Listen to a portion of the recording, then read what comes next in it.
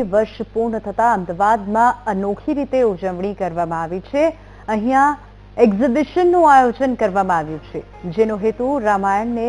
નવી જનરેશન સુધી અલગ લાઇનમાં અને અલગ આર્ટ વર્કમાં લઈ જવાનો છે। અને આ એક્ઝિબિશનમાં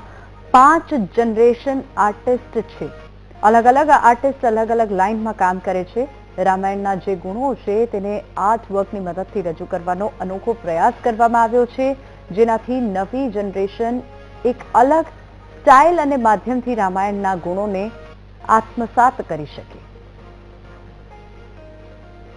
એક્ઝિબિશન 22મી જાન્યુઆરીએ શરૂ થયું, જે આપણે રામ મંદિરના 2 વર્ષ પૂર્ણ થયા તે નિમિત્તે અમે આ એક્ઝિબિશનની શરૂઆત કરી અને 2 ફેબ્રુઆરી સુધી રોજે 4 થી 10 વાગ્યા સુધી રહેશે એક્ઝિબિશનનો હેતુ એ છે કે રામાયણ નવી જનરેશન સુધી અલગ સ્ટાઇલમાં વિઝ્યુઅલ લેંગ્વેજમાં લઈ જઈએ અને અલગ આર્ટવર્ક્સ જે અહીંયા 5 જનરેશન આર્ટિસ્ટ છે એક્ઝિબિશનમાં, લગભગ 1950સથી લઈને અત્યાર સુધીનો જે રિસન્ટ કામ જે છે, તો અલગ અલગ આર્ટિસ્ટ અલગ અલગ જનરેશન અલગ સ્ટાઇલમાં કામ કરે છે, અલગ મીડિયમ સરફેસ ઉપર કામ કરે છે, તો એમના હિસાબથી રામાયણનો પર્સપેક્ટિવ દરેક જનરેશનનો બદલાય છે, દરેક કામમાં બદલાય છે અને એને જોવાની જે રીત જે છે